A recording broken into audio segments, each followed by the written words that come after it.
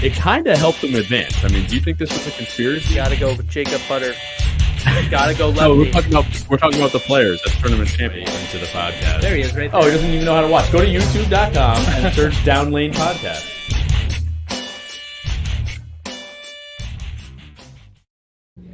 Hey, everybody. Welcome to Down Lane Podcast. We are streaming live from the lab at Town and Country Lanes.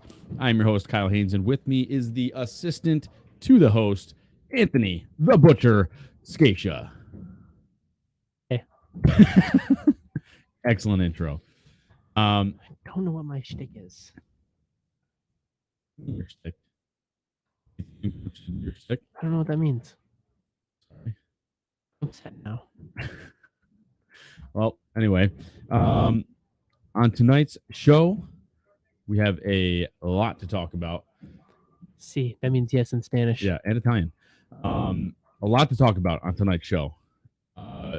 First and foremost, Anthony had a big finish at the East Regional in Binghamton. What's so funny? What I am don't missing? know. I don't know. Could be the gloves that you're wearing. Dude, Inside? I am a little chilly today. It's supposed to snow. So trying to prevent, what is that? Prevention before it actually happens. Prevention is the best medicine. There you go. Prevention is the best medicine. Before we talk about Anthony's big finish at the regional, we're also going to get into a couple of changes. Coming your way. Nope. That Austin made in his grip, and then some number changes and testing we did last night on my equipment. Sciencey stuff. Yeah, some science. So that we'll talk about that and how that affects you guys, not our numbers, but how what you guys could be doing with your equipment and what you should be doing with your pro shop operators and so on. So before we get into all that, don't forget to like, subscribe, click the bell to get alerts from the channel. Check out our Etsy shop, all that good stuff. The links are in the show notes. And before we get into our topics tonight, Anthony, how was your week this week? Well, to start things off, I beat Kyle last night. Yeah, Pocket 710. You're welcome. Right off the rip, just coming for you. I know. Wah. I won. Yeah, Pocket 710. Wah. I won. Could you have thrown it better? I could have. Yes. I did not throw it. He's going to blame Pocket Yeah. 710, but I'm going to say the 3.610 Yeah, he missed. I did whiff a 3.610. Even though it wouldn't have made a wouldn't have difference yeah. because I beat him by like 15 or something. Yeah. But I won. Yeah, but how did that quarter go? Where did you finish? Not where I should have. I missed a few weeks. And then last week I shot 150, 150. Mm-hmm. So not as planned. Yeah. But I won the first quarter, so. But I won the sweeper last night. Yeah. Which is important. Mm-hmm. And we bowled on 2020 Tokyo. IBF Tokyo, 42 feet. And A little easier than last week for me. I'll tell you though, I don't want to make anybody feel bad or anything, but they did, for me at least, play pretty easy for being a 2 or 2.5, whatever they were, to 1. Yes. And I wanted to try the urethane in the beginning because I just wanted to see if I could play with that on something a little longer. Because this weekend, Yeah. we'll get to that. He had feelings for his purple hammer. I didn't try it, but so I wanted to see if it would work, and it did. For 4 or 5 frames, and it started getting weak after that. Lazy down lane, which I probably could have just moved and it would have been fine, but I don't need to prove to myself that purple works. So I got out of it and then switched to the phase 2, which is always a good ball. If anybody's looking for a ball to buy, which we talked about last week, if you want to check out our episode from last week, the top 5 bowling balls that we each recommend that you could get right now. And mine is one of them was phase 2. And that always comes with me to every single tournament. And no matter what the shot is, it's always there. And that thing just mashed them last night. Shot 250 with it. I basically used it all night, more or less. Shot 7-0. Nice shooting, Tex. Oh yeah, thanks. But it had a really good look. Like it was a good look for You that did shot. good. Yeah. You did darn good, kid. I felt like I was doing pretty good. You were throwing it pretty good. I thought I was doing all I'm right. coming around after a year and a half. Coming around. Yeah, it's kind of like coming around a little late. Yeah, well, I used to bowl good, and then for some reason the last year and a half it was bad, ugly. Well, you tried horrible. to change a whole heck of a lot. Yeah, but that was after I was already bowling bad. Something was already wrong. And then I went and took a lesson. Yeah, Now that you're was fixed. the Hail Mary attempt. Yeah. Guess what? Didn't work. Fumbled it in the end zone. Well, technically, if the ball crosses, yeah, the you know can't what I fumble. mean. Fumbled it before the end zone. All right, settle down. Oh, okay. Sorry, Kyle. But yeah, it did not work. Is basically what the point of that was. Sorry. All right. I mean, yeah, it was. You've been throwing it pretty good lately. Pretty good. Yeah. And then we drilled some new stuff, and they were kind of like, eh. And then you're like, we got to do sciencey things. Mm-hmm. And I was like, yee. Yeah. Speaking of which, I'm in one of those moods tonight. I Yeah. apologize to all my. I don't know what my shtick is, but Both hopefully fans. I stay. were you about to say fans? I don't even know what I was going to say. What did I say? I don't even remember what I said. I apologize, to all my friends. fans. Did I say that? Hey, No. I know I got Pizza Wing out there. Me and him were working it, and hopefully Jake Bissonette is watching. I doubt it. No, I did. He said he was going to be on. I texted him, said, "Yo, you on?" And I was going to give him a shout out, and he said, "Yes, sir." All right. What up, Jake? What's up, Jake? See you in a few minutes. 50 or 60. Yeah. But we'll see soon. So yeah. But we drilled a couple of things. Well, one being the 3D offset attack. And a couple of months ago, the High Road Pearl. High Road Pearl. We also drilled a phase 2 right before nationals. I don't know if you were changed then or whatever. Yeah, but that's kind of your most way recent. long ago. That's like your most recent tray. But I'll say the High Road Pearl and the 3D offset attack, even though they are very clean through the heads, we've drilled them both to be weak and flippy. Well, technically, what's up, Steely Bones? How's it going? the 3D attack is drilled a little stronger. Than the High Road. Yeah, because it's got a shorter pin to PAP. Even though the drill angle Right. is wider, the ball still has a pretty strong pin position in it. Yeah, and it's already made to be flippy, but It's already meant to be very clean, down Yeah. laney. So But anyway, so neither of them really worked for me. I noticed, like, it just if I moved in with them, or even if I was to the right, like the ball just did not react the way that I needed it to or wanted them to. Even if the lanes were burnt up, I just still couldn't get them to work. So we stayed late last night afterwards. And we did the sciencey stuff like we Yeah. just talked about. So, So this is what we'll get into now. We'll talk about, we'll get into it in a minute with Austin's grip. But since we're talking about it now, we'll talk about what we did last night about why you should talk to your pro shop operator at least once a year, not just about drilling bowling balls, but like about your grip, about your layouts, and about your numbers, your tilt, and your axis, and all that stuff. yeah. because last night, what did we find? Well, Kyle has been throwing it pretty darn good lately. I will say, if I say so myself. How do I sound, Austin? Am I too close? Sound great. These guys are on me about I like to lean in, so I'm trying not to do that today. Sorry, folks. Kyle was like 5.5 over by like a ½ inch up, positive axis point. So typically we would drill off of that for about a year or two now because And my tilt was your tilt real was high. Like your it was- tilt has always been yeah. Your tilt is always low. Low. I'm sorry. Yes, low tilt. What I meant to say was my track was high. His track is Low high. tilt. His tilt is low. His axis point was pretty far over. And we haven't really checked that in a little bit. Quite a while. So I check mine once a year in August, and then when I find out I don't change, I just keep doing the same thing. So, but for Kyle, his layouts have been a little bit weird lately. You know, ball's been rolling good, but Certain balls have been rolling. yeah, pretty some good. other ones where we're like, this one should be a little bit better. You know, didn't roll the greatest and stuff like that. So we ended up checking it out and talking to you boys. You got it. And Pizza wings, thank you. so we ended up checking it. He went from 5.5 over, which is his lateral, to 4 7/16, which is like, what do we say, an inch and an eighth of a difference. Pretty close. Yeah. Yeah, something like that. And yeah, whatever, inch and 16th, whatever it is. So he ended up being Just call it an inch. right. We'll just call We'll it. call it an inch, and then his vertical went down a little bit. So it did make some of your layouts a little stronger than what we had anticipated prior.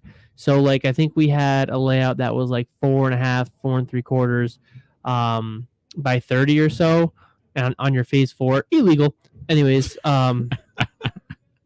it was supposed to be 4 1/4, 4.5 by 30. It is now, I think it was, or it must have been 4 3/4 because now it's like 4 1/4 by 20, if I remember correctly, which makes that layout stronger.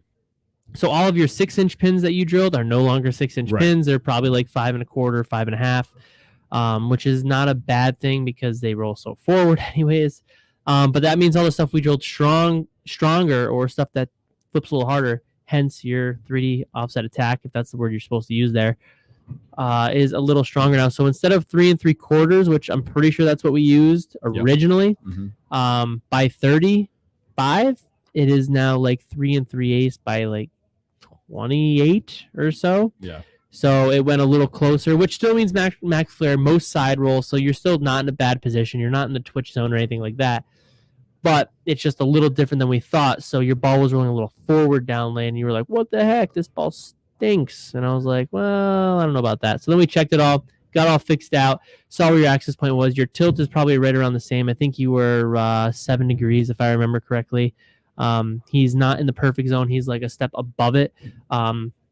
So once we kind of figured out where everything was in terms of your science stuff, we made some surface adjustments to your 3D attack, and it made the phase 4 look bad, even though the phase 4 looked pretty good. It made the phase 4 look not nearly as close to as good as the 3D attack did. So we'll have to do some surface adjustments on some of your other stuff that has been a little iffy lately because of the way you've changed. Yeah, I think I'm gonna basically do next to the same thing for the high road. You know, maybe not. What did we do? We did 500, 3,000. Yeah, I did 500, On, 3,000 by hand. Yeah. I scratched them up real heavy, so I put quite a bit of pressure on it, at least for the 3,000 pad. The 500 pad basically got the shine off of everything, and then we Right. kind of took it back up to 3K. So it's probably not 3,000. It's probably a little less Right. because of the deep scratches in it. But because those balls are so weak and they have that additive on top, the gloss, we'll say, your stuff ended up really trying to explode off the spot too quick and just kind of rolled forward, exploded and rolled forward. So when we took the shine off of it, it ended up hooking a little earlier. But because it's hooking a little earlier and slowing down, it doesn't make that move in one very short defined motion. It was a little longer, Right. and the ball actually continued a lot better. Yeah. You didn't have that forward roll down lane. So Yeah. Paragon Hybrid and your High Road Pro, we're probably going to do the same thing. Mhm. You know, so it is important to talk to your pro shop guy to get back to that, because if things change once a year, you know, if you get it checked once a year, you'll be pretty close to all right. If you bowl tournaments and stuff like that, you might want to check a little more often. I haven't checked. I said it since August. Or especially if you've been But- doing what I've been doing and you've been changing things. Yeah, if you're changing your game is pretty or your consistent, or your then- grip, for example, Right. like Austin, for example, went to a CLT this week. It is going to be a little bit different for his axis point. So all of his layouts look a little different. I think I drilled into the pin on one ball. I did because of where the fingers ended up lining up. So we'll have to see where his stuff goes from there. But yeah, you gotta visit the guy, at least the pro shop guy. It's kind of like a barbershop, I call it. You got to go on in and just talk, because that's where most people talk. Chat during the barbershop, stuff like that. That's kind of where you want to go to and see what's new out there and see what the pro shop guy's doing. Create a good relationship with that guy. He might be able to help you a little bit further. Say, this guy tries a little harder, so I'll go the extra mile. Right. Which we go the extra mile anyways. But Mm-hmm. I don't know who's pro shop guys who. So Right. Does that make sense there? Yeah. What you're trying to say is you don't want to go to somebody that's just there to punch 3 holes in the ball and send you on your way, or 2 in some cases. Yeah, you might want to talk to the guy, see what he says about bowling balls, ask him about some of the information that you can learn about and stuff like that, so you can kind of gather. You want to make sure that you're going to somebody that is spending the time with you to watch your game, right? Watch you throw some shots, and then also educate you on things. Not just, like I said, not just guess on what would be best for you, put 3 holes or 2 holes in the ball and send you away. Let's be honest, most of the time we guess, because you can't test drive bowling balls. No, but what you're saying is right. So it's like, this ball. Yeah, I know what you're saying. We guess on, like, we hope that this layout's going to work on this ball. What I'm saying ball's is just going to work. Right, but what I'm saying is you don't want the guy that's drilling the ball to just punch 3 holes in it and run you out the door. A quote unquote layout, right? That maybe just be a generic layout. Pin above the ring finger, mass bias kicked out, run you out the door. Yeah. A lot of times for us, it's for me at least, when people come in, I spend more time talking to them about the game plan and the end result, because I feel like that's more important. The work is the work, obviously, labor, cost, all that stuff, whatever you're doing. But to let the customer know where we're going and why we're going that direction is probably the best thing that I do. That way it gives me a few days to finish the project too. Because a lot of times I'm like, you're buying yourself some time? Well, yeah, because I'm pretty busy right now. I've been, it's Christmas time. So I've been pretty busy. My sold pile has gone way down. We were up to the window yesterday with a whole nother row. We got 8 balls in yesterday. I think we got 5 or 6 of them out, which was very good. Austin came in with 5 bowling balls yesterday, tried 2 different Nothing grips. new. He just wanted to plug all his stuff and start over again. Jeez. So we were able to plug. I got 5 of them done for him tonight. And I had another guy get some other stuff plugged. So I am busy, but when you give him a game plan and give him my estimated time, usually give myself 2 days, which is fairly quick turnaround. Guy like Austin, where I know he's got a bowl tonight too, and he is having tons of finger issues with ripping and stuff. We kind of have to get it done a little bit quicker. So I used the quick plug. He was okay with that, and his gold ball got purple plug because we had some leftover. Listen, I got quick plug in my face too. That we cracking changed out. to CL2. It's cracking out, but it still works. Yeah, so that's what it is. Whatever. But make sure you go visit those guys. 99% of them are great. I'm sure 100% are great. But just go talk to them, get to know them a little bit, and then maybe ask them some questions how you can get better, because most of the time they watch you bowl anyways. I know like 99% of the customer base here, and I know how they all throw it. So, and I know their kids by their first name. Yeah. Now, like for me, the reason why I'm bringing it up now is because after the regional this weekend, I was confident in a couple of the balls that I was using, but wasn't totally sure the last game what to switch to if I needed to. And also there's like the few balls in my bag that I don't trust. I needed to, figure out how we're going to make me trust them or get rid of them and get something new, etc. So that's why we've been having these conversations lately. Right. Austin's is a completely different conversation. Right. So like that's we what finally got Kyle's CLT right. Right. Yeah. Well, it took like 6 months, but yeah, no, that's not true. It took 2 years. That's not finally true. drilled 2 or 3 the same. That's not true. But got no, them pretty Austin, close. what brought you into the shop to even discuss this this issue with your grip? I yelled at him. I I yelled at him. Oh, the past probably 3 years, every season this time of year, I just rip the crap out of my ring finger. And it kind of forces me to lean on the middle finger a little more.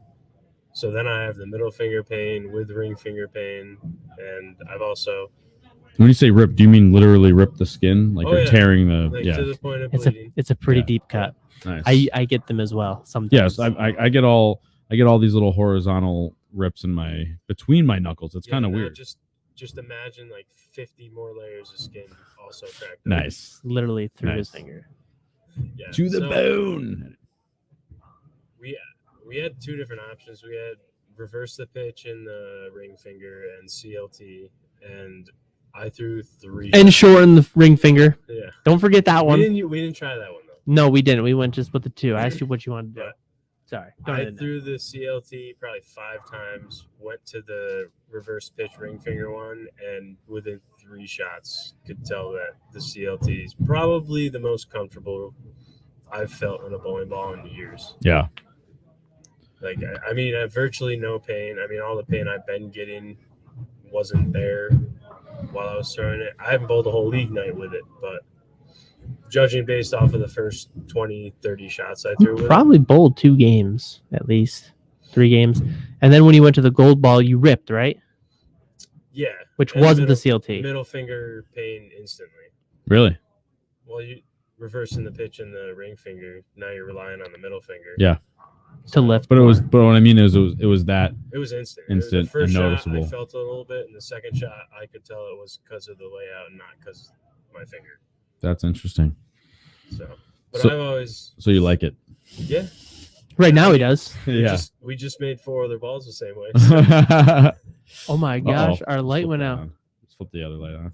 There we go. You were Hello. supposed to charge that. Whoa. I Kyle. did charge it. You didn't charge Lights the go one? out.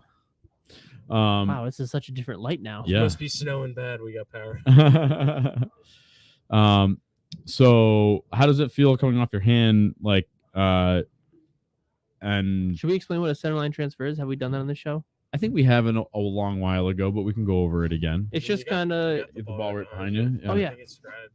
So, So yeah, basically, is it a little heavy for you? Yeah. I gotta get closer, no? Yeah, maybe. Or if you want to grease pencil it, you can maybe just hand trace it and maybe. So yeah, basically, most bowlers have like a T grip, I'll call it. They have a center line, and then you have your horizontal measurement for your thumb and your finger measurements.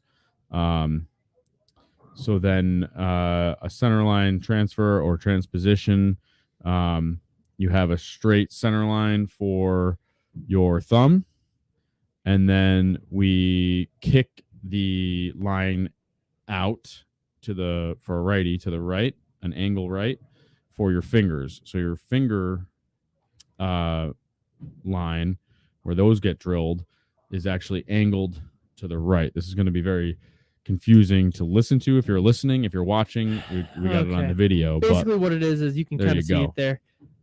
What it really is it kind of came about because what happens is your thumb is a little more flexible, and your hand really doesn't sit flat forward on the ball, right? Right. Like the traditional tee, typically you've got some space in there, and your thumb really isn't.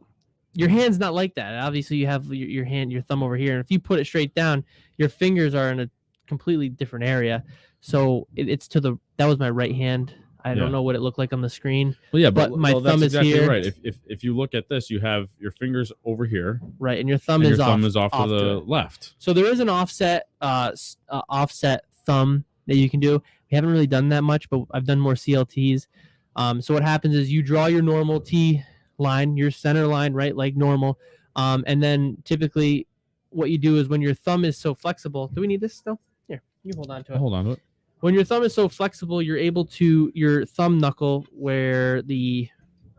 not where your thumb bends where the nail is, but the actual one that's stuck to your hand. Don't know what joint that's What? called. This one, Oh, my knuckle. the one down here. That's on basically connected to your hand.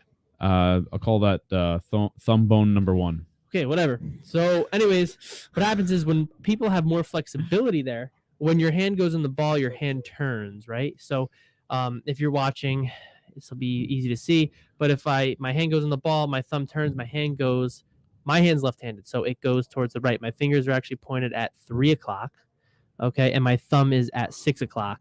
So what happens is when my thumb goes on the ball, my knuckle kind of shoots up because of the flexibility, and it turns my fingers, which then changes. It makes it so the holes have to be drilled in a different position. That way it matches where the hand lines up. Now, standard since the 1950s has been straight up and down, and they've never really checked the flexibility in the thumb, so it was just straight up and down. So guys who had those more flexible thumbs, it ends up being a little more uncomfortable because they can do a little bit more with their hand. And plus, when you drilled, a lot of people just shove somebody's hand in the ball, and then they push their hand as far out as they can, which if you are more flexible, it creates a longer span. So then it becomes uncomfortable. You can't clear the ball because you're outstretched. And the thumb, it's not a comfortable grip because the thumb is actually turning, but then you're turning your fingers back to match the straight up and down grip. Yeah. Did that make sense?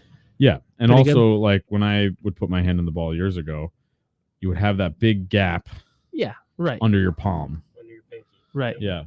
And like my goal partially to be comfortable, and also I wanted just my hand rest almost like a two-hander Like gets to do, or a completely no flat. thumb or whatever. Right. I wanted it to rest comfortably on the ball. And I'm not perfectly there because I don't think you ever, no matter how you drill it, because of the way your thumb has to go into the ball, unless you were to make the pitch go so sideways in the ball, I do that for some people. you would never get your palm to rest really there. Yeah.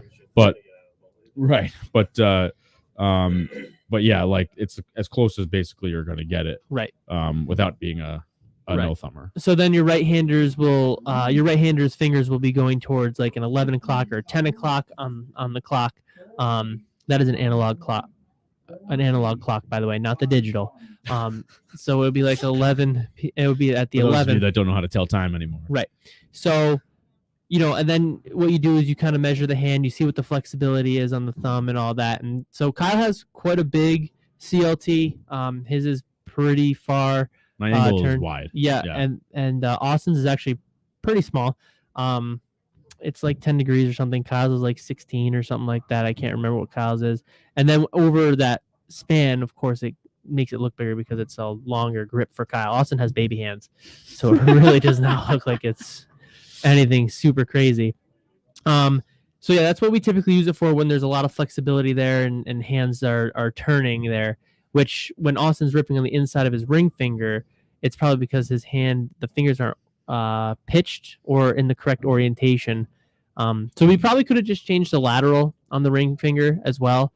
But for some reason, that did not pop out to my head right away because I checked his flexibility in his thumb and his fingers. And then once we saw that he has really good flexibility in his fingers and his thumb had a little bit more play than normal, I just figured CLT might be the way to go. And if he hates it, we can always just change the lateral. Yeah, you said to yourself, man, I love drilling CLTs for Kyle so much. We need to do it for more people. I just want somebody else to do it for.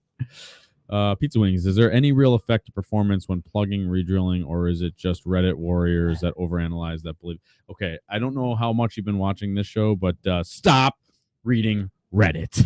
Kyle goes on that all the time. Oh my God. No, I just go on there to post DLP stuff, but It is all Reddit is people like doing form checks and stuff and asking people that don't know anything about bowling. No offense, Redditors, but go again. There's a whole point of this episode is go to your pro shop person. Yeah. Stop asking Redditors about your form. Well, he's just asking us. So I know I'm not yelling at should Pizza Wings. I'm yelling at His Redditors. I But think, go ahead. Sorry. I know you're good. I just Yeah. think that my opinion is, you can. In Austin's case here, where we're just simply moving the fingers, it's not a whole big deal because we actually drilled into probably 45 to 50% of the plug. If you're Right. getting a full ball plugged up, like I would say once, I would not go to a second time. You can do it, but think about it this way: if there's densities in the ball that make the ball flare and do certain things, the more times you put holes into that weight block and then you plug it back up with just filler that doesn't have any different densities, it is going to affect it at some point. Yeah, and the other thing too, and if you're plugging a ball 2 times, probably isn't the ball for you. That's true too. But the other thing is, what I was going to say was, There is that factor where, like you said, if it's a 3-piece ball, especially because you've got cover, core, and right. or cover, filler, and core, then that's going to change the way it rolls. But then what I was going to say is if you're drilling or if you're filling and your finger or if where you fill ends up in your track, I would not recommend that because you never, I don't care how good you are, people will claim that they're excellent and amazing at making the ball get round again. You're not. Like, it will not be perfectly round. So I have done it. Again, there's Takes a people that while, will though. claim that they're really good at it. I'm not saying But, really good at it. It just happened that I got One really just good. enough of it. Yeah, I'm not gonna lie. Yeah. You know, But it again, is tough. the It thing tough to is do. that they're different densities, like you said. Yeah. So when you're sanding, it can also, because the ball will probably be softer. The ball will be softer than the plug. So you're starting to sand, and then all of a sudden the plug raises because you're taking more of the ball off of or taking more of the ball than the plug. That's why you anyway. scrape. Well, you yeah, scrape sure, with a you can razor scrape blade. it too. But I scrape it with a razor anyway, blade I would every say time. don't worst. let the plug get in your track. So if where your layout ends up, your plug is getting into your track, I wouldn't do it. But I have tons of plug bowling balls. Like I use them. I don't really care. On your fingers though, mostly they're not plugged and redone. They're just you went to the CLT and had balls that work. Yeah, so and they're half drilled. But like my phase 2 that we talked about at the beginning of the show that I'm in love with, plug bowling ball. But fingers are plugged. Yes, I'm just saying it's plugged and they're half drilled out. Yes. But they're not. I don't have any balls off the top of my head that I have plugged and have finger holes plugged, inches across the ball somewhere. Yeah, most times when we plug bowling balls, like for example, I got a guy who gets some stuff off eBay, and they're usually he finds stuff that's close to his span. He's like, yeah, that's kind of the layout that I like because he knows what he's looking for. So he'll kind of pick and choose, and that way we don't have to really maneuver the plug. I did maneuver the plug on some of them to really make sure they didn't roll. Recently, he's got 2. He bought them off the internet. Listen, if you can get them and they're 2-hander bowling balls and they don't have grips, and they're on the other side of the track, so it's a left-handed ball like this guy here. I literally used 3/4-inch bit on both fingers, and they were like a 1/2 inch deep. I feel like the fingers. He's really got no mass taken out of it, and then the core either. Right, nothing really taken out, and then he's got the edges, or it's a small hole anyways, so you're really not going to be able to see it once we really clean it up a little bit. Basically, a brand new bowling ball. Basically, has a brand new bowling ball. So I'm not really a big guy on doing that. I think if you're gonna get a ball, make sure it's at least from a trusted seller, because who knows what people do with their bowling balls. Oh, it has 5 games on it. Yeah, well, it could have 100. Yeah. For all you know, who knows how much that person bowls with it. These balls are fairly new, but I would just prefer buying a new one, because plugging is getting expensive because it's just a bunch of time. You know what I mean? But that's up to you. Mm-hmm. If you don't have the money for a new ball, maybe your pro shop operator has something cheap that he can get you. If he's right-handed and you're right-handed, I'm left-handed, so you guys are SOL. Except for my Paragon. Yeah. Yeah. What does that mean? Oh, we drilled Kyle my Paragon, and he used it for 2 games and doesn't like it. Oh, the blue one. That was a a test ball, though. It was a 1-inch pin. Yeah, that was a test for fun. It didn't hook. No, ever. It was I wanted that. Yeah, it didn't work. Yeah. So it worked. It did what it was supposed to. Oh yeah, but it didn't actually work. Hopefully, Austin bowls good tonight with his new grip. I'm excited to see it. Yeah, I saw a couple of videos. It looks good. All right, let's get into the big topic of the night. But before we do, don't forget to like, subscribe, click the bell to get alerts from the channel. The bell's right there. I don't know where it is. Oh, the bell's not right there. It could be over here, it could be over there, it could be down there. I don't know. I believe it's on the bottom of the screen. The video. And you can check out the Etsy shop. You can go on our mailing list. All of those links are in the show notes. Whether you're listening on the podcast or if you are watching on YouTube, you can check out the show notes. All right, let's get into it. This past weekend, Anthony and I went to Binghamton, New York, Ripic's Carousel Lanes. We bowled in the PBA East Regional. And I bowled A squad. Anthony bowled B squad. And I was at a wedding the night before. Yep. And we have a top 5, not just top 5, top 4 semifinalist here in the room. Quarterfinalist. sorry, quarterfinals. Semifinals is the Would be I'm not good at the that. next match. Duh. So quarterfinalists. I can't do it. What is it? Quarterfinals. Thank you. Quarterfinalist in the room. Anthony, Austin VanBuren. the Butcher, Scaccia. Hi. Congratulations. Thanks guys. Thanks for bringing me in today. It's Well great done. to be here. The presence of a true warrior. What does that mean? I don't know. Anyway, so I thought maybe we'd recap. Go On you? over. No, God no. I was a disaster. I was a tire fire. I did show up the last game. Kyle did bowl very well. It seemed the pair that he hit, we couldn't get right for him. Listen, Yeah, the last listen. game we'll forget about. The last game was tough. I don't need any excuses about my bowling. I never gave you an excuse. Was 100 pins. I was 99 pins over going into the last game. You I were needed right to there. shoot a 220, 230 to get into the cut, and I absolutely fell into a volcano pit False. and turned into molten ash. So in reality, Kyle bowled pretty good. His left lane, if I remember, was tighter. He's going to say the right lane was. I don't Yeah, 'cause remember. I can't remember either because I all I blocked know it is, out of my memory. yeah, so his ball One of them never. was tighter. Yeah, well, the one lane he could strike on, the other It lane was he the couldn't. right lane that was tighter because You that's the lane 7-10 on the lane? that's the lane that my ball skated. Yeah, so It doesn't matter. It's not the we pair's fault. couldn't get right. I'm not saying it was the pair's fault. I'm just saying the pair was a little tricky. We weren't able to get Kyle. I didn't say much because I wasn't there the whole time, so I didn't know his strategy.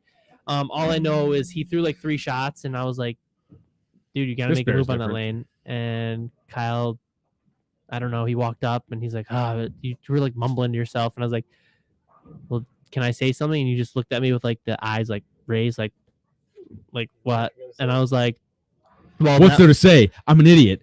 I was like, well, that one lane is like way tighter in the middle, and that's why the ball doesn't roll up. And you're like, is it that tight? Because I just don't think that sometimes we don't trust our eyes. Like we just think it's us versus the lane. Well, Right. sometimes you blame yourself. Yeah, and I'm Oh, not saying it's the I lane's 100% fault, blame but it myself. was. Like when I got to that pair, okay, let me back up. So I'll forget about getting to that pair. One of my biggest problems is that, and this is probably most people who are good bowlers, and I don't want to just go out there and say I'm a good bowler, but You're amazing. I'll say I'm a decent bowler. All right. And I think one of the things that stops good bowlers from becoming great is that you don't 100% trust that you are good every time. So like meaning I got to that pair and I threw a good shot and the ball went 5 boards right further than it should have. Yeah, and never, in my mind, never picked up in the middle. And in my mind, I said to myself, whoa, I missed. He never missed. But like I should have moved or switched balls, one or the other. Yeah. Because the lane was so much tighter that I just needed to make an adjustment. Ball just kept is my projecting point. down lane. Yeah. Right. And then he didn't make an adjustment the second time on the lane, I don't think. And you're like, Because I said to myself, You I missed. missed, so I needed to hit so my then target. he came up and then Yeah. he kind of gave me the eyebrow raise. You weren't mad, but you were like kind of like intrigued what I had to say. I didn't give you an adjustment. No, I was just frustrated. Yeah, and I just said that right lane is way tighter in the middle than the left lane is, or whatever it was. And No, you were like, the words that you said were you did not miss. "Oh yeah, did I say that? Yes. Good for me." You didn't miss. It Yeah. just then did I tell you that the right lane was tighter in the middle? I did say because I remember saying to you the middle Yeah, you the said, middle of well, the lane is yeah, tighter, Yeah. and the ball wasn't checking early enough, and then so then you made an adjustment, and then you went through the face because you missed in. You missed in on that one, I thought, a hair bit. And then I was expecting you to ball change to something that flared more because he was using your Obsession Tour Pearl at that point, which is kind of a weaker flaring ball. I thought he was going to go to his phase 4, but he just tried to make an adjustment on it, and the ball just never seemed to pick up in the right part of the lane. So Yeah. trusting the eyes is important. But by the time instead I of- was 4 or 5 frames in, the game was You had to punch struck out. Yeah, it was, and then I had a pocket 710. So then you pocket good something. night. Yeah. Both good though. There was 2 games you had that weren't great in there that I saw, but one of them was the game I was there for. The other one you probably bowled on 9 and 10, It was 9 and 10. which is next to the wall, which is next No. to yes. No, Nope, you're right. because I started on 7 bowled- and 8, I bowled and then good I on bowled on 9 9 and 10. I don't know what happened on 9 and 10. To be honest with you, You were nervous. no, I shot 216. Went to the next pair because I was feeling good actually.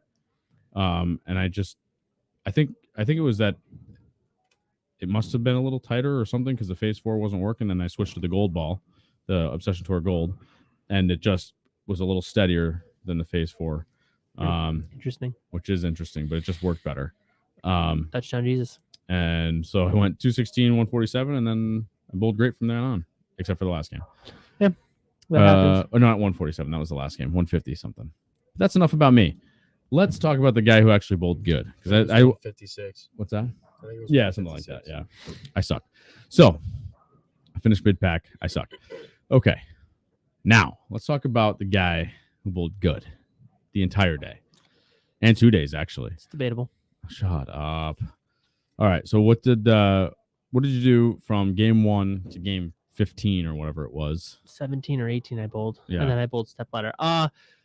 We'll start with the first day, I guess. What other ball do you use in defender? Hang on, back up. Walking in there, 47 degrees inside. Walking in Is it there, that cold in there? Dude, it was ridiculous. It shivering. was snowing inside. I was Oh shivering. my god. Yeah. First morning shift, it wasn't that bad. But second shift, the air conditioning was on. Yeah, so I It was walked cold. in and I had my gloves on and everything, and I started shivering. I was like, "What's the matter?" I was like, "It's freaking cold in here." He's like, "It's not that bad." He's like, "It is a little chilly." Then Kyle was watching me bowl, It and was cold. he was like, "Oh, it's cold," and I'm already cold as it is. I had to go outside to get warm. It was cold. So we won't. I'll go back to day 1, but day 2, I warmed up with my winter gloves on and put it on in the middle of shots because I was that cold. Anyways, go back to day 1, I guess. What worked? You said. Well, how'd you start the day? Well, we're bowling on 42 feet. We bowled here on 42 feet. My That was Mark defender Roth, was 42 feet, we 4 to bowled 1. here. Which, by the way, let's back 42. up a second. 42 feet. No, I said 4-2-1. Oh, 4-2-1. Yes. I believe that was not that I outscored anybody.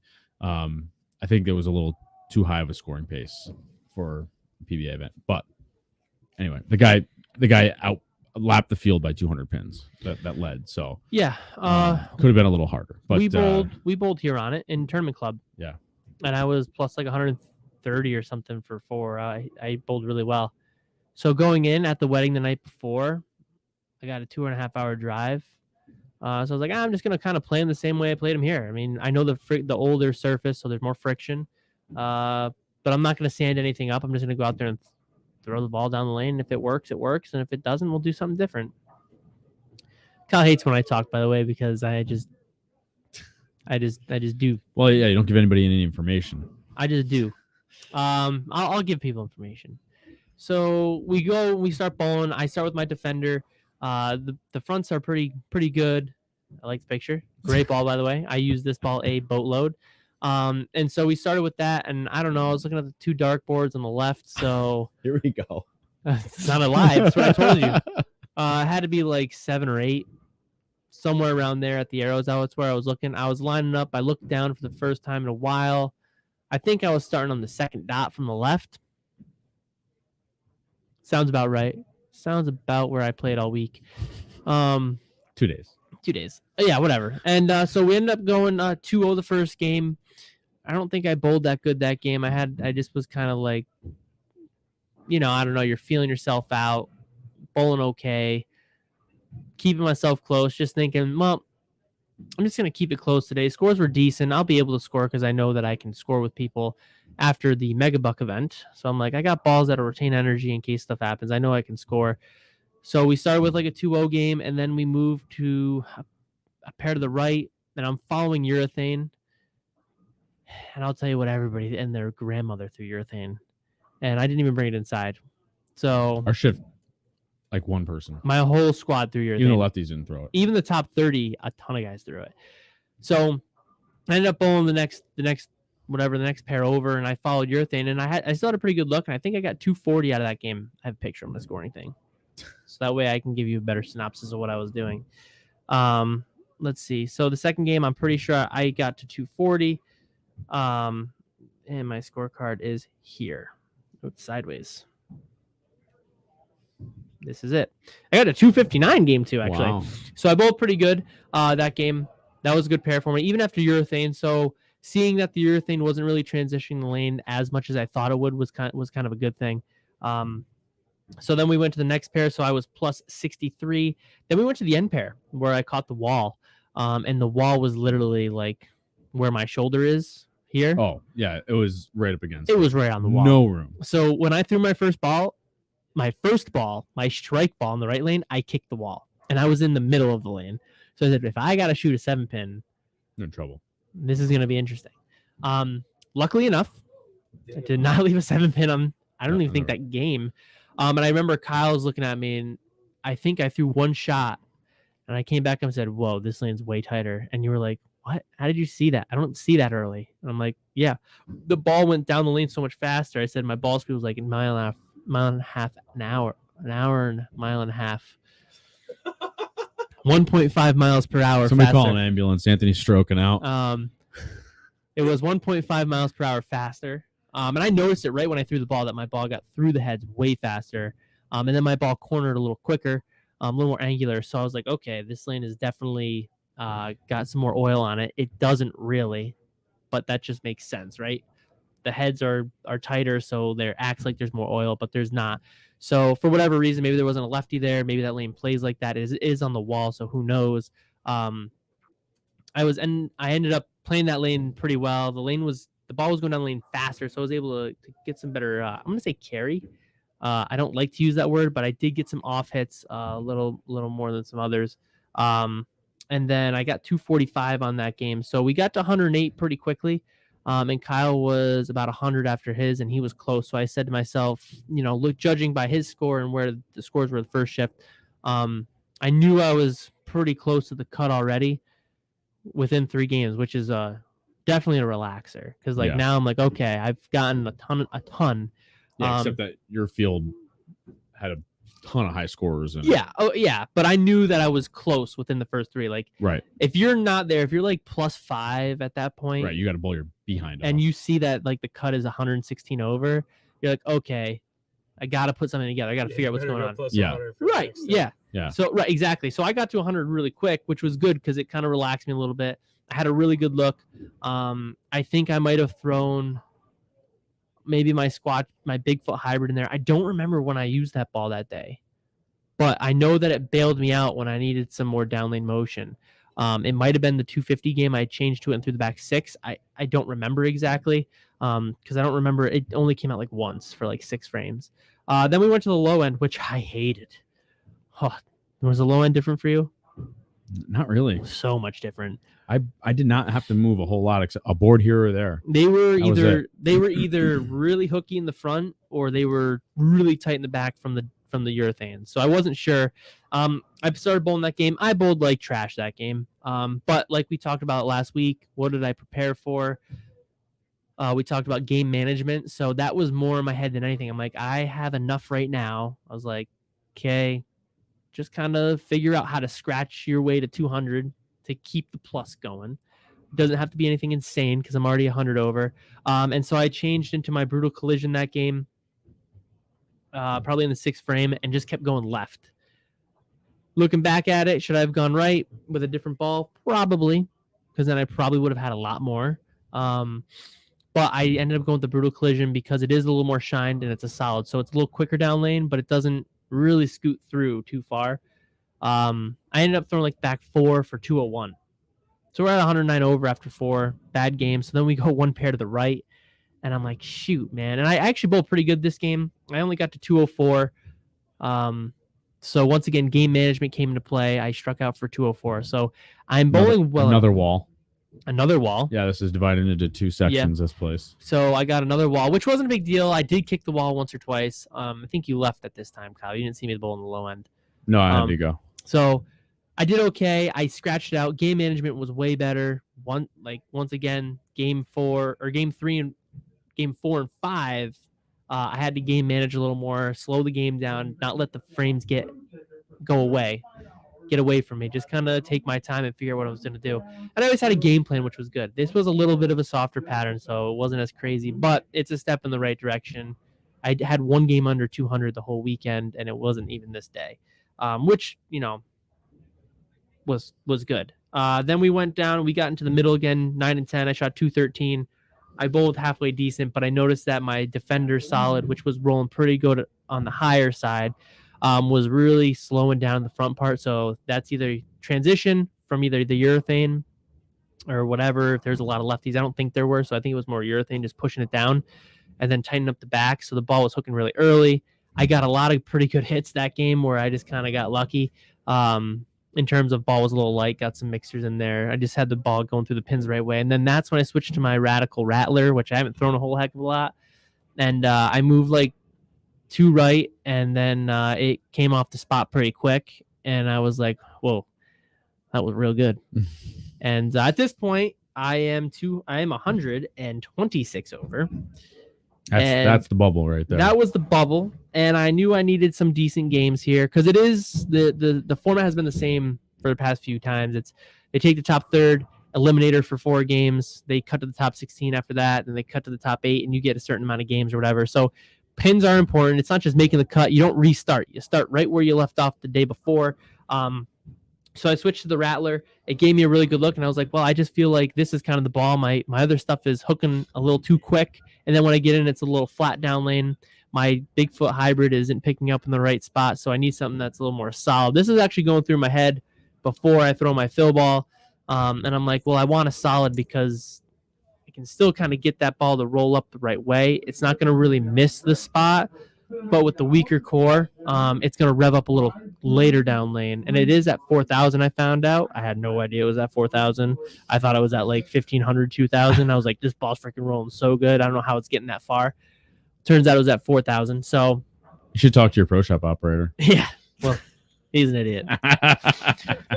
So ended up using that ball the next game, and I got to 244. And man, I'll tell you what, I had the whole lane because I fought a bunch of urethane guys at this point.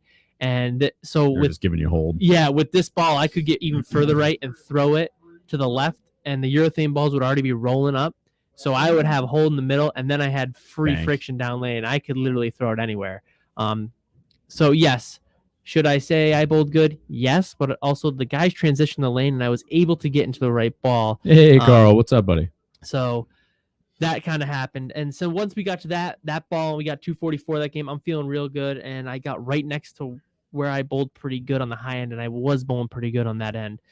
We shot 239 the last game to get to 209 over, which was definitely good enough. I knew I was in with the Rattler, so that ball was awesome. I'm like, man, Kyle's like, you got to bring the purple in for tomorrow, and I'm like, I don't know. This ball seems to be just so legit right now. I don't know if I'm going to need another ball. So after that, I had to scramble to find somewhere to stay. Good thing I had buddies who live in Sydney, which is a half an hour away, and I stayed at their house. But they were at a hockey game when I called them. They're like, yeah, man, just show up at 10:30. It's 8 o'clock. So I was like, all right. Well, I went to dinner by myself. Fantastic. What'd you get? I got Italian. I went to Little Venice or something like that. Really nice people. So then I brought them some cannolis and food, and then I drove to their house, which is half an hour away. So I got around Sydney around 9:30, 9:45.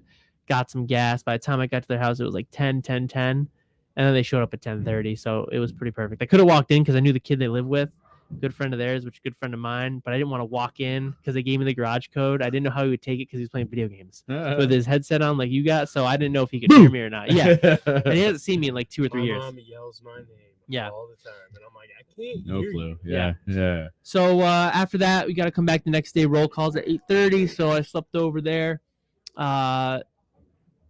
Good thing I brought extra clothes because I wasn't sure what I was gonna do. Well, you had your clothes left over from the wedding. You could have wore your tux, your suit. I had my name on the back. Got yelled at for that, by the way. Wore my shirt while I was bowling. Apparently, you can't do that because it was cold in there. And I was like, Russ, the AC's on. And he was like, I know, but rules are rules. So put it under your shirt or, don't wear it. And I only had one game to go, and I wasn't trying to push buttons. So I was like, all right, whatever. I'll just come prepared next time. Turns out I had to bowl the next day, and I wasn't prepared. So I actually wore my Voorheesville sweatshirt underneath my my bowling shirt because I was that cold. But we get to the next day, and so I'm in 14th at this point. They're taking the top 16, so I just gotta kind of run my way up the ladder a little bit. And I started with the defender for a little bit in practice, and it gave me the same look the day before as it looked in the later block. So I knew it wasn't good, and I was like, well, I'm just gonna throw the Rattler then. And started with it. yeah, it's the only ball I threw.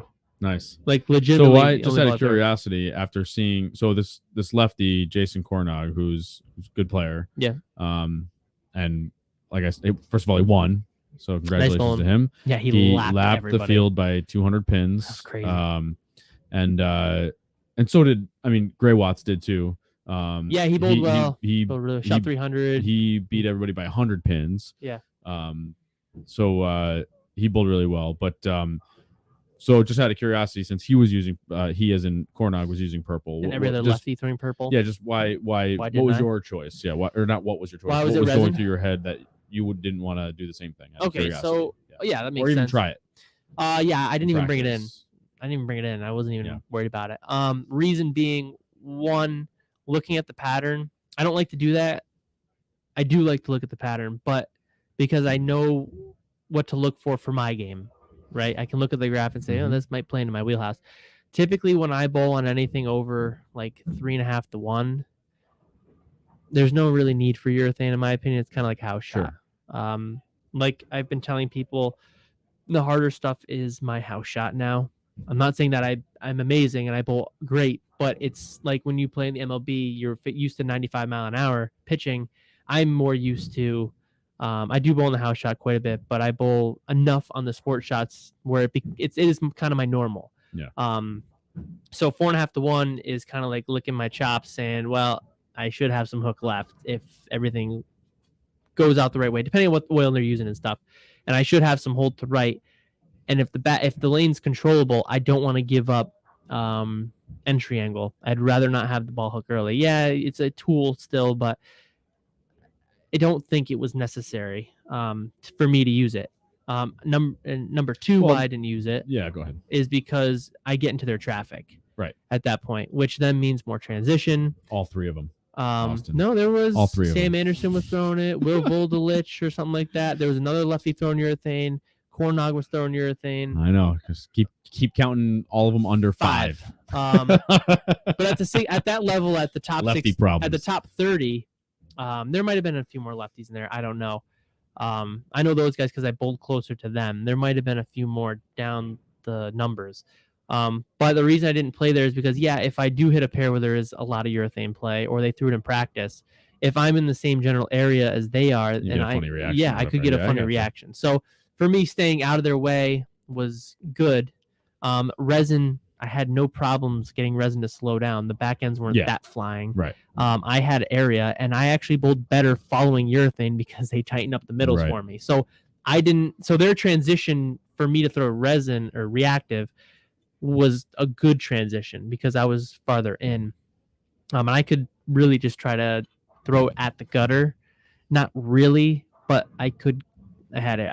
I made a lot of area. I do have for me personally, I just have a little. I should have just thrown it.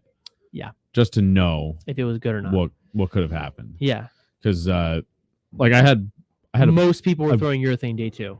No one on my block. Yeah. Again, not zero, but not a lot. I looked across the house and everybody was using surface except for me, for the most part. But I did not see a urethane ball. It was very prominent in our squad. And then, like I said, the top 30, the top 16, the top 8, there was a lot of urethane going down the lane. And I knew for me, I love urethane as much as the next guy as a lefty. But like I said, 4 to 1, the lanes are older, so the friction's built in. For me, that's not a good thing. I like when the lane needs to be tighter for me to be throwing urethane. For me, at least, for me. I mean, for me, I know that I think also because my purple's drilled pretty strong, right? Yes, 4x30. drilled pretty strong. So, well, it's not 4x30 anymore. Well, right, but so it doesn't have a lot of downlane reaction, so it rolls pretty early. So, I mean, it's urethane, so it obviously rolls early anyway. And also my hand position, I can't get to move in with it. Right. So I think on that pattern, it could have been not good anyway, but I still would have liked to have known. I mean, I know what you're saying. I watched Sam Anderson. He was pretty far in. Like, I was like, dude, how are you throwing urethane that far in? You want to talk about straight up the back. Yeah. That kid's straight up the back. Yeah. And he's pretty far in. And I'm like, is that going to mess me up? And then there's another guy farther out. and there's another guy in the middle. But he's in, but in. Like, he throws the ball straight in. Yeah, he doesn't. He well, doesn't. you can't loop. You Right, can't he loop doesn't it. loop it. You can't loop urethane. Yeah. At least with his roll, I don't know if he could and get it back. Right. But so we bowled the round of 30 or whatever, and I used the rattler right away. Defender, like I said, in practice for a few shots, didn't look good. Went right to the rattler, and I don't know if I shot 190. No, I didn't shoot 190 that squad. I bowled pretty good that squad. I hit 1 and 2, and I knew they were going to be way different. One was like 6 boards further right, and I'm left-handed, so I was further in on the left lane on lane 1 than the right lane, lane 2. I made that adjustment, and the guy I bowled with another lefty. I crossed with the guy throwing urethane, and I bowled pretty good with it. But when he hit that pair, his ball just kept going through the face. And as soon as he tried to transition out of into reactive, his ball reaction just wasn't good. So I was kind of glad I stuck with reactive, because coming out of it looked like nobody bowled good with it after. But I crushed that pair for like 260 or something, and I knew, okay, I need one more game, and I'm going back to the middle. I was like, this ball looked sick around this area yesterday, and it looked sick again. So I got to like 350 or 60 over. So I was 150 over for 4. Then I was number 8 at that point. So I was making my way downtown. And so they're taking the top 8 the next round. So I'm sitting in the right position again. And we get, I think, 3 games or 2 games, or we're in the 16. We were at round of 16. I was in 8th. So we're going to cut to 8. And I started off with a good old, well, they re-oiled. And I started off with a good old 197 on a lane I could not figure out. I don't know what it was. It might have been me. It could have been the lane a little bit, because the lane was tighter, kind of like what you had. So I couldn't get the 7 out. And then the one lane I would get, and then I couldn't get the other lane, and then I would get the other lane, and then lose the other lane. So it was a grind. I should have shot 204. I missed a 7-pin late. But that's neither here nor there. It was just bad execution. And then I looked to my right, and everybody's crushing them. Like Schaefer shot 300. He's making his way up. And then Sam Anderson shot a huge game. This other lefty shot a huge game. So there's 2 guys throwing urethane to the pair I'm going to. And I'm like, all right, well, I just shot 190. So I probably lost 30 pins on the field. It dropped me down a little bit. Not too bad. No? That's good, because I didn't look at the scores. I didn't even know what I had, because I didn't write a score down until round 8. So I was just bowling. So I went to the next pair and went 257. And then I went to the next pair, which was 15-16, and shot 254. So I got to 100 over with a 190 game for 3. It got me right into position to be in 8th. So I was at 8th, and I was like, okay, well, the next cut is at 8. And I've just been kind of moving my way up the right way, making my way downtown, and ended up getting to the round of, we were in 16. I got to round of 6. So I went 30. I was in 14th. I moved up to 8th. Then in the round of 16, I think I got to, I don't even know anymore. I don't remember either. I think the round of 16, you were still in the 8th or 7th. I was right around 8th. Yeah. I was right around 8th. I took pictures because I knew I wasn't going to remember. So after game 15, I was in 5th. After 15 games complete. After 12 games, I was 8th. So that was the round of 30, right?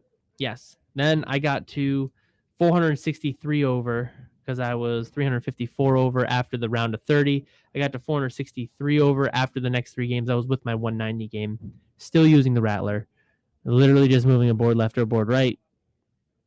And that was it. Following urethane, all that jazz. So then I got to, after 15, I'm in 5th. So we're at the 8 cut at this point. So then we had the last 8. Am I making sense here? Yeah. We're at the round of 8 here. And I knew I was close. I started with a 217, and I was in 5th. So I was 2 pins out of 4th. Oh, that's cool. I didn't know that. And Jake Rollins and Eric Cornog were also, and Schaefer were about 20 pins behind. Rollins was 10 pins behind me. So we were really close, and I knew my 217 game. I lost pace with Rollins and Cornog. Eric, not the guy who won his. The righty. And I know Sam Anderson shot 180. So I said, well, I'm literally 2 pins behind those 2 guys, and I know I'm a few pins up on Anderson now because he bowled bad.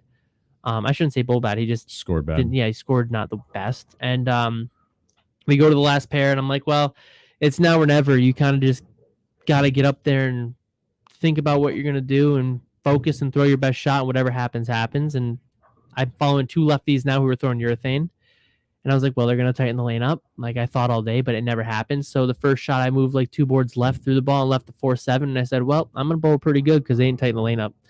And then I moved back 2 boards and then I threw the next 9, which got me into the 10th frame, right? And then I 7-pinned. Coronog had a chance to possibly beat me. I don't know. I'm not really sure. But he left the split. And then Rollins had a chance to beat me too, but I had to throw the first one to really solidify myself. And I knew it too. I was like, I got to throw this one pretty good. Just get up there and hit your target. Whatever happens, happens. And threw a pretty good shot. Split the 8-9. I knew off my hand it was no doubter. I was like, that's it right there. That's really good. Got it. And I was like, well, I'm going to be shooting step ladder here. So, and then I left the 7-pin. I got congratulations from some guys. Schaefer came up and was like, man, you bowled great. Because I crossed with him twice and we were pretty close to each other. So he's like, you bowled great all day. Nice bowl. And then Gray Watts came over, shook my hand. And was like, man, that was pretty, that was never over till it's over. He bowled impressive all day. So it was cool to get those guys, give me some high fives and stuff like that. And then made it to the step ladder, texted Kyle, texted my dad, texted Jan, then texted Kyle. I hope so. And then, it was those 2 first because my dad asked how it was going. And then I grabbed my phone. But then I had to write the scores down. Nobody did it. And they wanted me to write my balls down, and nobody else wrote their bowling balls down. And then I was trying to do math for everybody, and I can't do math, so I just wrote the scores down and handed to Russ. And he's like, "Yeah, that's fine." He's like, "I already know what your scores are, but thanks for handing them in." And I was like, "All right, cool." So then he got it all set up. Learned a little bit about the step ladder. The top 2 seeds. A lot of practice. You always get 2 minutes and 50 seconds per player that's bowling, so it's always 10 minutes. And then step ladder. Oh yeah, we got 10 minutes every round, which was crazy. But step ladder, the 1 and 2 seed bowl for 5 minutes on the pair that's the step ladder's on, and then we get our 5 minutes, and then the match starts, and then they can go practice somewhere else. After that match, the 1 seed comes in and practices for 2 minutes and 50 seconds, I'm guessing. I don't remember, and then he goes off, and then the next 2 come on for 5 minutes. And 30 seconds. Yeah, whatever. Same difference. Yeah. I'm thinking about 100. Yeah. So. I'm think that happened. I don't remember seeing the lefty do that, so maybe it didn't happen. But yeah, there's a certain way that they do it. I ended up losing 243 or 45 to 268 again. Yeah, you both terrible in that game. Well, actually I started off with a triple, and then the left lane I wrapped 7, struck on the right lane, wrapped 7. And then after that, I was like, well, those were 2 pretty good shots. I must be a hair bit quick. And then I went to the right lane, struck, and went to the left lane and slowed down a little bit and struck. And then I went to the right lane again and I struck. And then I went to the left lane and struck. Then went to the right lane and crossed over and struck. And then he went up there and he had to strike out to beat me, to just shut me out. And he got all 3. And then I could have struck out for 259. I tried. Because I wanted, but I wanted to shoot the 259. Just be close, not close, but just to do it. Yeah. And I left the 7-pin on the second shot and shot 240. So it was a pretty good weekend overall. It was pretty mentally.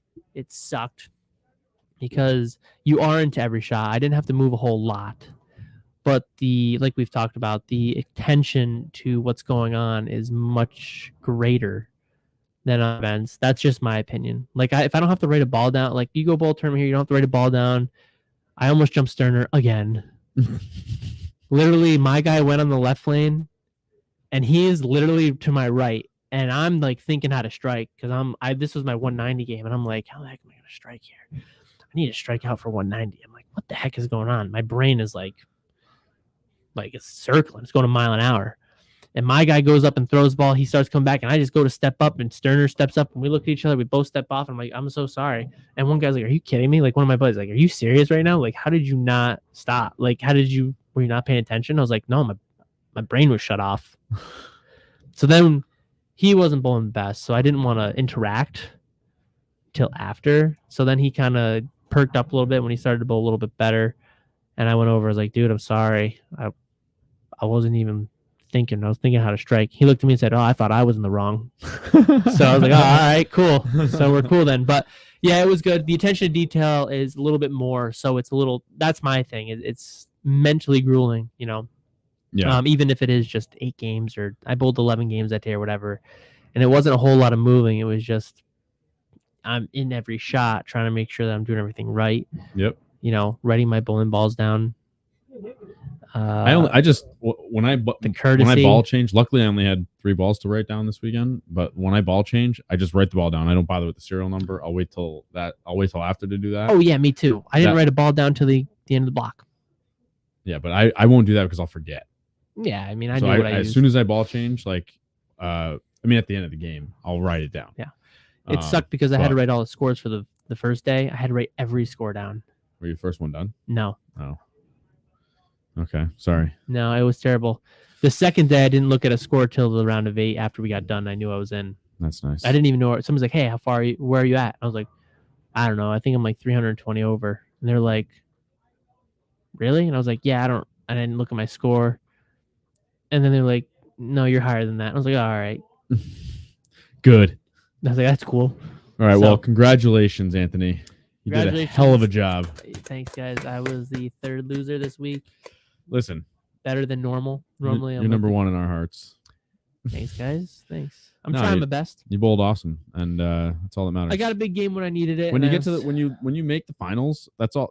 Like it's, I don't want to say it's a crapshoot, but like you both bowled the same game, right? Like it comes down to where Come down to who got the hit when. where the spare came up or whatever. Like Oh yeah, I missed like 6 spares this weekend. No, that's not what I'm talking talking about. on the I'm step talking ladder about game that and the step game ladder. Oh, step in the ladder? match. You both bowled the same game more or less. Sometimes It you're the just horse, matters- sometimes you're the jockey. It just matters where that spare comes into play to give you a 260 versus a 240 or 250. You know what I'm saying?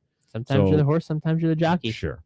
Anyway, Well, it does suck. it's not like you bowled a bad game. It's not like you Right. shot 200 versus 260. Kinda stinks You 'cause bowled the 3 same weeks game ago- he did. It just was where Did he the season spared get and where lost? you It's spared. just about the same thing. I lost about the same I way know. out in the mega buck. Yeah. 250 to 260. But that was my fault. Threw 2 bad shots in there. But still. Yeah. Who It would happens. have guessed that I'd lose 260 to 260 2 times, and I averaged 250 Yeah. or 248 in match play, and I lost twice. That is what it is. All But right. Well, it was a good time. nice job. How'd the show go Congratulations. tonight, Kyle? What do you think? Tonight? Yeah, Oh, it was all about Anthony, so I thought it was pretty boring. What did you think? Yeah, I mean it is what it is. But No, I thought it was a good show. make sure you visit your pro shop operator and drill one of those rattlers. Yeah, just go to Anthony. Don't go to Anthony because he doesn't even know what surface is on his bowling ball. Oh, it was 4,000. I used 2,000 during the tournament. All right, guys. Don't forget to like, subscribe, click the bell to get alerts. Thank you very much for tuning in tonight. Congratulations to Anthony. 4th Congratulations place to Kyle. finish in the PBA Regional. I didn't do anything. But it is time for us to go bowling. I already did all the like, subscribe stuff. So you can check out all the links in the show notes to join the mailing list or check out our Etsy shop to get some sweet apparel. And that being said, thank you to Austin, the producer. Another awesome show tonight. Thank you to Jack Scaccia, proprietor of Town and Country Lanes. Anthony, good show. And thank you to my family, Stephanie, Zach, and Ethan. E-Rock and Jam Bread. Thanks, guys. We will see you next week. This is Down Lane Podcast.